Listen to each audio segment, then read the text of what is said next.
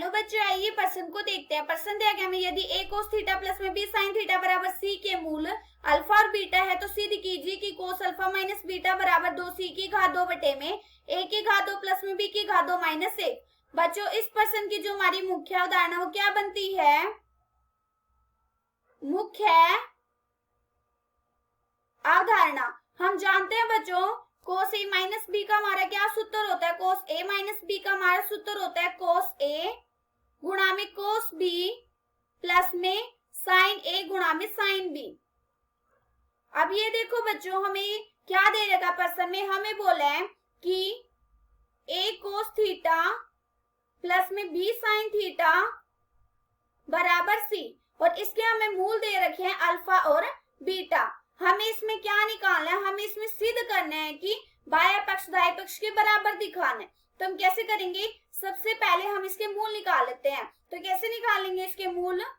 इसके मूल निकालने के लिए बच्चों हम क्या करेंगे? सबसे पहले हम यहाँ पे cos a थीटा है ना, इसको यही रखेंगे, और ये b sin थीटा है ना, इसको दूसरी तरफ भेज देंगे। मतलब a cos थीटा को तो यही रखेंगे और b sin थीटा को दूसरी तरफ भेज देंगे। तो माइनस का हो जाएगा माइनस के b sin थीटा।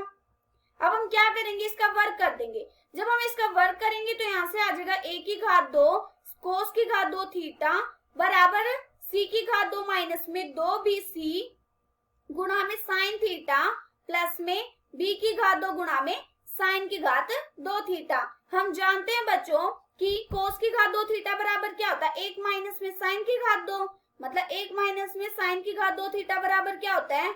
cos की घात 2 थीटा के। हम यहाँ पे क्या रख देंगे? cos की घात 2 थीटा की जगह 1 माइनस में sin की घात 2 थीटा रख देंगे।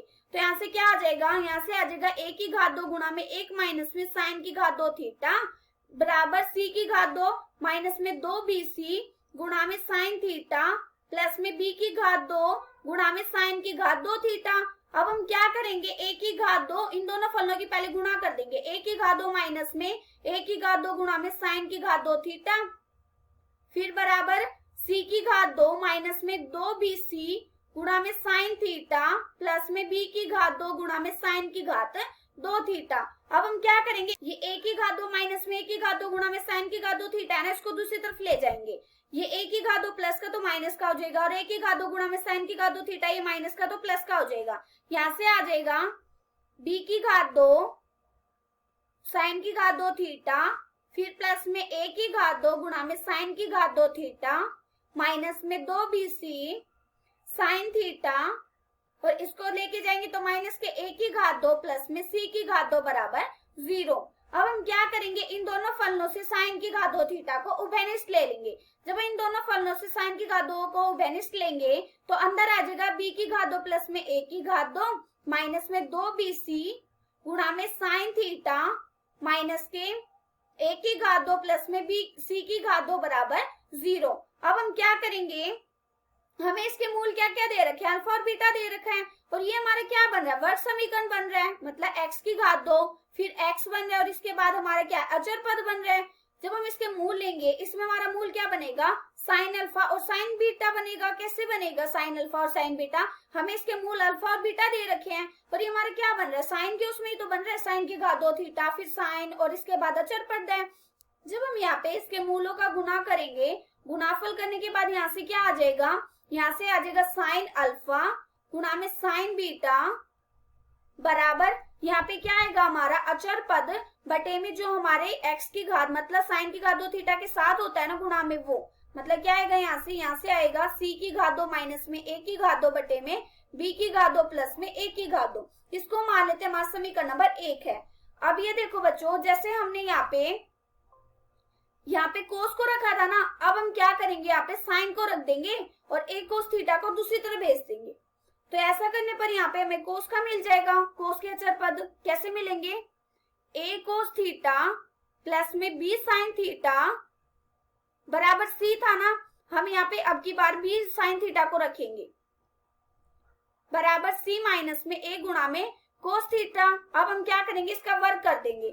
जब हम इसका वर्ग करेंगे तो यहाँ से आ जाएगा b की घात 2 गुणा में साइन की घात 2 थीटा बराबर c की घात 2 माइनस में 2ac गुणा में कोस थीटा प्लस में a की घात 2 गुणा में कोस की घात 2 थीटा। हम जानते हैं बच्चों कि 1 माइनस में कोस की घात 2 थीटा बराबर क्या होता है, साइन की घात 2 थीटा के। यहाँ पे हम क्या रख देंगे, साइन की घात 2 थीटा की जगह 1 माइनस में कोस की घात 2 थीटा रख देंगे। यहाँ से आ जाएगा बी की घात 2 गुणा में 1 माइनस में कोस की घात 2 थीटा बराबर सी की घात 2 माइनस में 2ac गुणा में कोस थीटा प्लस में a की घात 2 गुणा में कोस की घात 2 थीटा। अब हम क्या करेंगे, इन दोनों फलनों की आपस में गुणा करके और उसको दूसरी तरफ भेज देंगे। तो यहाँ से कितना आ जाएगा गुणा करने के बाद और दूसरी तरफ भेजने के बाद, यहाँ से आ जाएगा a की घात 2 गुणा में कोस की घात 2 थीटा, फिर प्लस में b की घात 2 गुणा में कोस की घात 2 थीटा माइनस के 2ac गुणा में कोस थीटा, फिर प्लस के c की घात 2 माइनस में b की घात 2 बराबर 0। हम क्या करेंगे, इन दोनों फलनों से कोस की घात 2 थीटा को बेनिस्ट ले लेंगे। जब हम इन दोनों फलनों से कोस की घात 2 थीटा को बेनिस्ट लेंगे तो अंदर आ जाएगा a की घात 2 प्लस में b की घात 2 माइनस में 2ac गुणा में कोस थीटा, फिर प्लस में c की घात 2 माइनस में b की घात 2 बराबर 0। अब ये देखो बच्चों, यहाँ पे हमारा क्या बन रहा है, ये वर्ग समीकरण बन रहा है, मतलब x की घात 2 फिर x और इसके बाद हमारा क्या बन रहा है, अचर पद।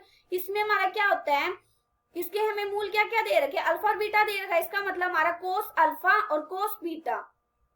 जब ये हमारे क्या है, मूल है, हम क्या करेंगे, मूलों का गुणाफल कर देंगे। मूलों के गुणाफल करने के बाद यहाँ से क्या आ जाएगा, यहाँ से आ जाएगा कोस अल्फा गुणा में कोस बीटा बराबर, इसमें हमारा क्या होता है, अचर पद बटे में जो हमारा x की घात मतलब कोस की घात 2 के साथ होता है ना गुणांक में, वो आता है। मतलब c की घात 2 माइनस में b की घात 2 बटे में a की घात 2 प्लस में b की घात 2। इसको हम मान लेते हैं हमारा समीकरण नंबर 2 है और इसको हम मान लेते हैं ये हमारा समीकरण नंबर 1 है। अब हम क्या करेंगे, हमें बाया पक्ष दाएं पक्ष के बराबर दिखाना है ना, तो हम क्या करेंगे, बाया पक्ष उठाएंगे और उसको दाएं पक्ष के बराबर दिखा देंगे।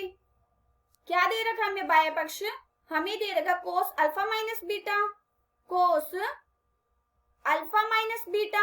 हम जानते हैं कि कोस a माइनस बी का हमारा क्या सूत्र होता है, इसका हमारा सूत्र होता है कोस a गुणा में कोस b प्लस में साइन a गुणा में साइन b। तो यहाँ से कितना आ जाएगा, यहाँ से आ जाएगा कोस अल्फा गुणा में कोस बीटा फिर प्लस में साइन अल्फा गुणा में साइन बीटा। हम यहाँ पे क्या करेंगे, इन दोनों के मान लगा देंगे। हमारा समीकरण नंबर 1 और समीकरण नंबर 2 में इन दोनों के मान ही है। मान लगाने के बाद यहाँ से कितना आ जाएगा, यहाँ से आ जाएगा c की घात 2 माइनस में b की घात 2, यहाँ पे समीकरण नंबर 2 लग रहा है और यहाँ पे 1 लगेगा बटे में a की घात 2 प्लस में b की घात 2, फिर प्लस में यहाँ से आ जाएगा c की घात 2 माइनस में a की घात 2 बटे में a की घात 2 प्लस में b की घात 2। अब हम क्या करेंगे, इसका एलसीएम ले लेंगे। जब हम इसका एलसीएम लेंगे तो यहाँ से कितना आ जाएगा, यहाँ से आ जाएगा c की घात 2 माइनस में b की घात 2 प्लस में c की घात 2 माइनस में a की घात 2 बटे में नीचे आ जाएगा a की घात 2 प्लस में b की घात 2।